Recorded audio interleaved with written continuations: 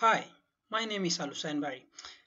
In this section, we are going to continue our work with higher derivatives. Remember, this is the area of differentiation on calculus for further mathematics. Earlier, we started solving a problem, and now we are going to try and complete it and do a third example on higher derivatives. Let's scroll down.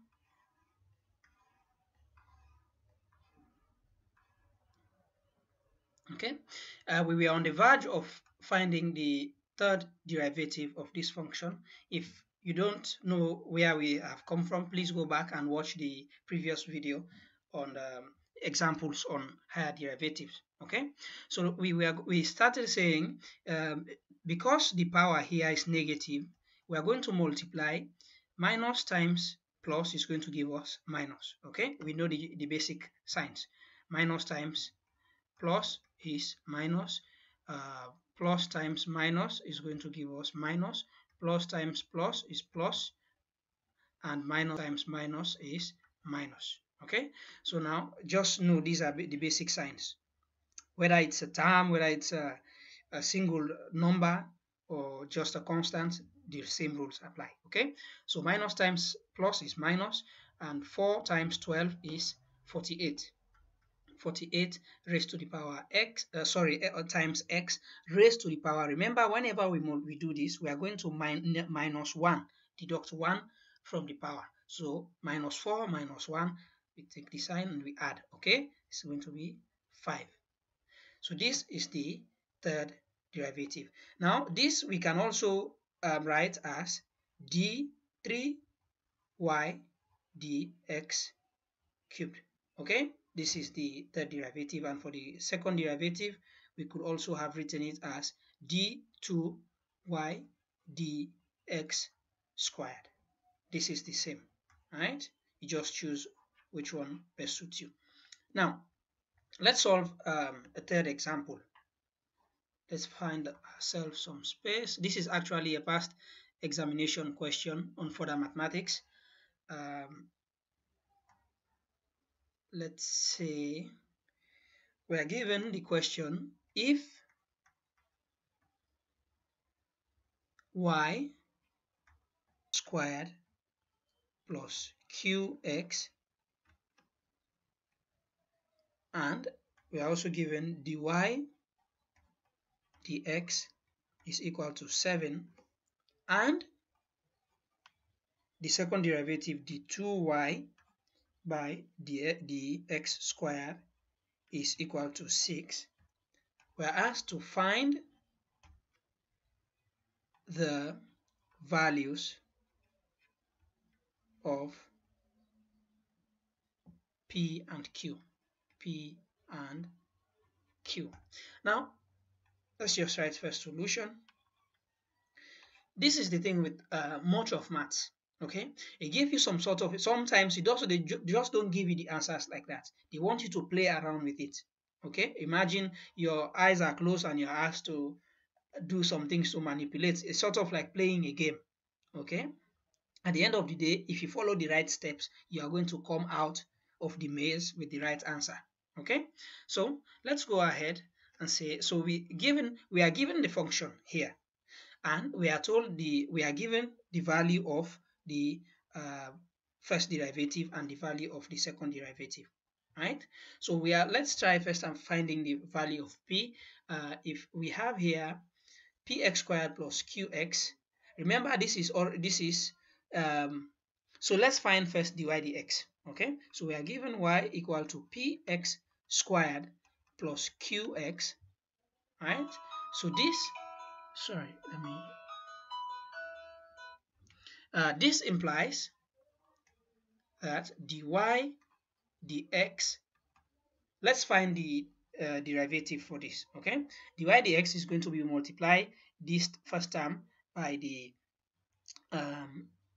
power, so this becomes 2px, but remember we are taking 1 from 2.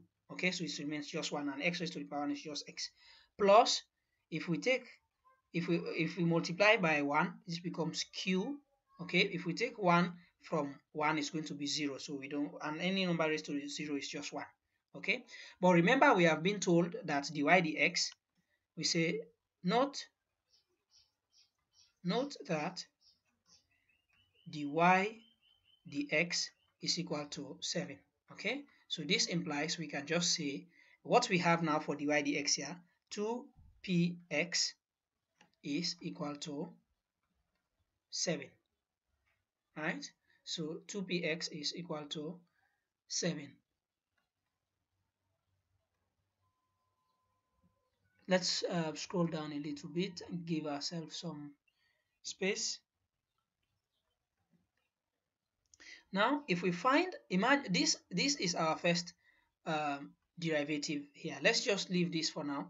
Now we've got the first derivative. Let's go on and find the second derivative, which is the 2y by the 2y, sorry about that, the 2y by the x squared.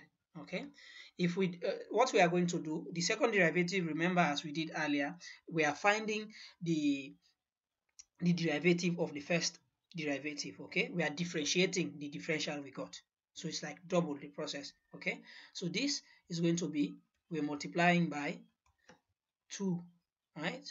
I'm multiplying, sorry, by 1, because x is raised to the power 1, so 1 times the term, so this is going to give us 2p, because now if we deduct 1 from 1 is going to left 0, so x raised to the power 1, x raised to the power 0 is 1, so 1 times, we just ignore the 1. Okay, so now the 2y the x squared is 2p, but remember we have been given we have been given the second derivative also. I say note that let's just write it in the other notation. The second derivative have been given to us to be 6. So this implies 2p, because we found it here already. Remember, this and this are the same things, what we have here. So 2p is equal to 6. We can divide both sides by 2. So therefore, p is equal to 3. Okay? Now, we know the value of p. We can go ahead and find the value of q.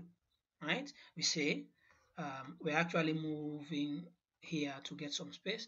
We say from dy dx,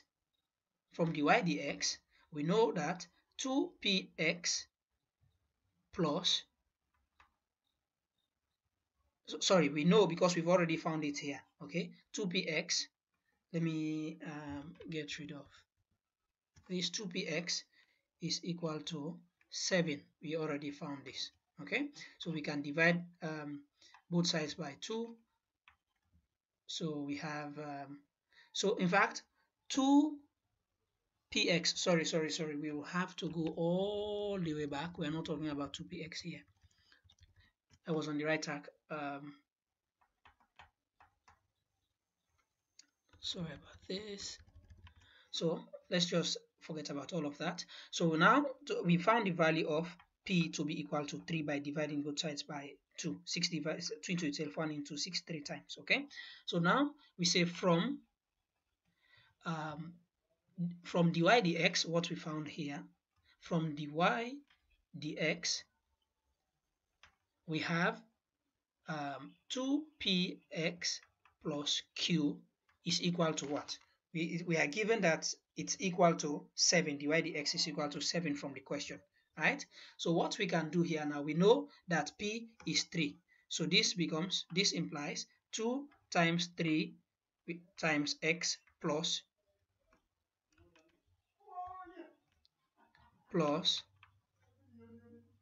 q is equal to 7. So 2 times 3 here, this also, so we just say this implies 2 times 3 is 6 times x is 6x plus q is equal to 7. Right? We want the value of q. I'm afraid we won't be able to get an exact value for q here, so we are just going to transpose the 6 to collect like terms. So we have q on one side. Q is equal to 7 minus 6x. So this is our value of q, and this is our value of p. All right?